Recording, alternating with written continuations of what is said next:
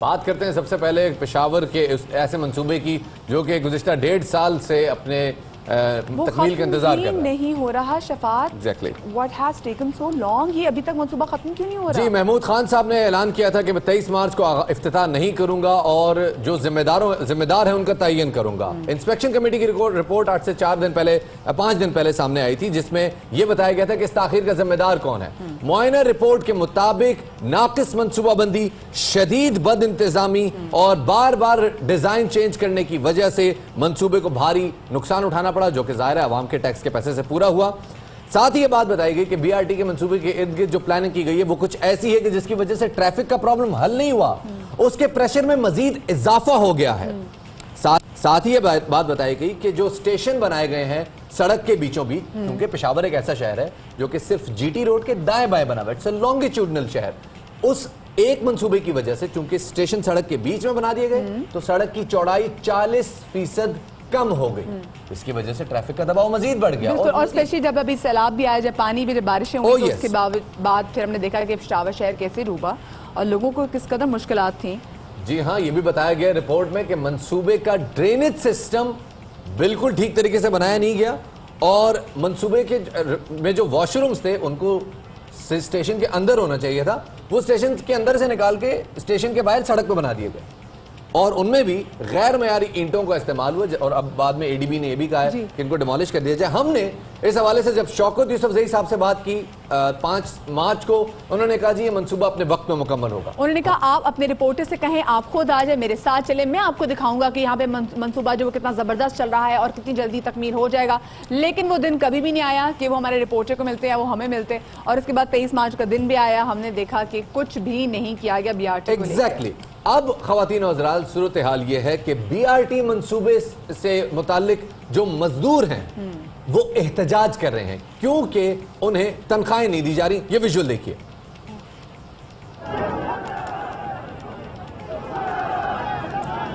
سینکڑوں لوگ جو کہ بی آر ٹی منصوبے کا حصہ ہیں وہ سڑک بند کر کے احتجاج کر رہے ہیں کیونکہ انہیں مہینوں سے ان کی اجرت نہیں دی جا رہی. تو شفاعت، یہ جو اربوں پیسہ یہاں پہ لگایا جا رہا ہے، جو اس منصوبے کی نظر ہو گیا ہے، اور اگر مزدوروں کو بھی پیسہ نہیں ملا تو پھر یہ سوال تو ضرور پیدا ہوتا نا کہ پھر پیسہ گیا کدھر ہے؟ کہ اگر کام کرنے والوں کو بھی نہیں ملا، پروجیکٹ بھی کمپلیٹ نہیں ہوا، وہاں پہ جو چیزیں لگائی جا رہی وہ بھی چوری ہو رہی ہے، بارش ہو رہی ہے، وہ سارا منصوبہ ایک طرح سے ڈوب بھی رہا ہے.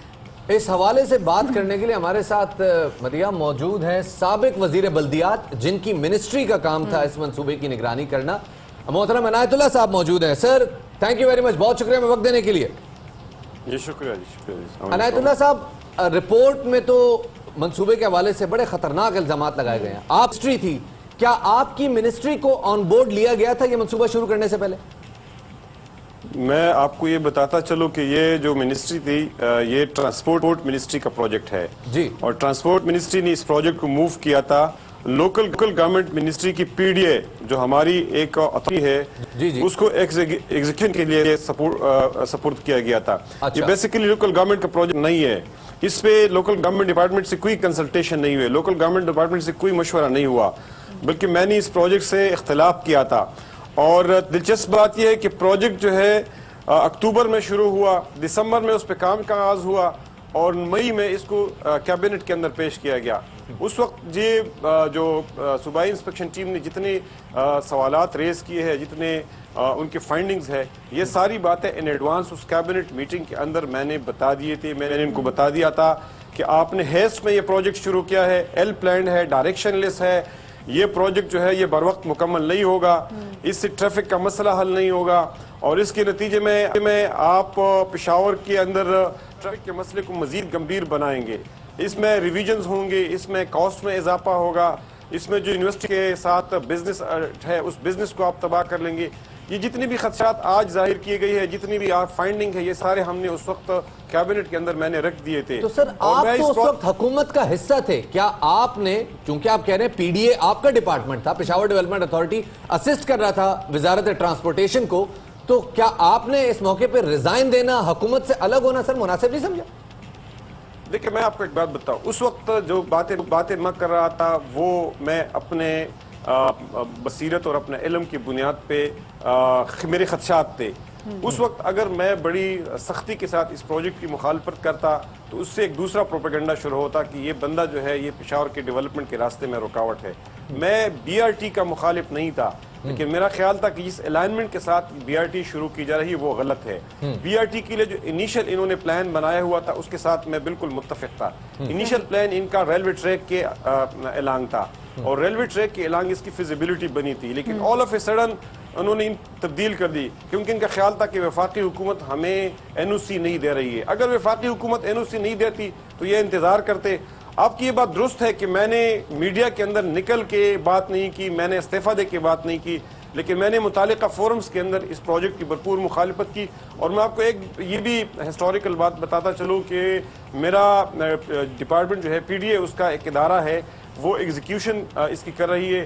اس کو صوبائی حکومت کوئی بھی پروجیکٹ حوالہ کر سکتی ہے, اس میں اس کو منسٹر نہیں رکوا سکتا ہے کہ آپ ایگزیکیوشن نہ کریں. لیکن میں خود اس پروجیکٹ کے افتتاح میں نہیں گیا. میں اس روز پشاور کے اندر موجود تھا اور مجھے بعض صحافیوں نے فون بھی کیا کہ آپ افتتاح میں نہیں آئے, تو میں نے ان دوستوں کو بتا دیا کہ میں اس پروجیکٹ سے اگری نہیں کرتا. میرا خیال ہے کہ عنایت اللہ صاحب آپ نے تو اپنے آپ کو اس پروجیکٹ سے جو ہے وہ سائٹ پہ کر دیا, لیکن جو عوام ہے وہ اس پروجیکٹ سے خود کو سائٹ پہ نہیں کر سکتی کیونکہ عوام they were looking forward to it. ان کو تھا کہ یہ بنے گا, یہ منصوبہ بنے گا, بی آر ٹی منصوبہ ہوگا اور عوام کے لیے آسانیاں پیدا ہوں گی. جو اب جو تفتیش بھی سامنے آئی ہے اس میں بھی جو مورد الزام ٹھہرایا گیا ہے گورنمنٹ کو ٹھہرایا گیا ہے. گورنمنٹ اگر رسپانسبلٹی نہیں لیتی تو یہ بی آر ٹی کا منصوبہ کیا کبھی ختم ہونے کا نام نہیں لے گا؟ اس کو کوئی پوچھنے والا نہیں ہوگا, یہ ایسے ہی پھنسا رہے گا؟ دیکھیں اب اس کا پچھلی دنوں ایک دوسرے پروگرام کے اندر بھی میں نے بات کی تھی کہ اب اس سے نکلنے کا ایک راستہ موجود ہے. وہ یہ ہے کہ جو ہمارا پرانا رنگ روڈ ہے اس کو کمپلیٹ کر دیا جائے, جو یونیورسٹی کے ساتھ امن چون کے انورڈ یونیورسٹی کے ساتھ جو بزنسز ہیں ان کو کمپنسیٹ کر دیا جائے, اور اس کے ساتھ جہاں باٹل نکس ہے مختلف جگہوں پہ باٹل نکس ہے, ان باٹل نکس کے اندر جتنی بھی زمین ہے اس زمین کو ایکوائر کیا جائے. ان لوگوں کو مارکیٹ بنیاد پہ قیمتیں دی جائے, ان کے سٹرکچرز کی قیمتیں دی جائے, ان کی زمین کی قیمتیں دی جائے, وہ زمین ایکوائر کی جائے, اور جہاں باٹل نکس ہے وہاں روڈ کو وائڈن کیا جائے تاکہ ٹریفک کی جیم نہ ہو, سفوکیشن نہ ہو. مسئلے کا حل ہے کہ جن لوگوں کے بزنسز تباہ ہوئی ہے ان لوگوں کو کمپنسیٹ کیا جائے, رنگ روڈ کو یہ تو آپ مزید کوئی 20 ارب روپے کا پروجیکٹ بتا رہے ہیں. رنگ روڈ پشاور میں ایک طرف ہے ایک طرف نہیں ہے.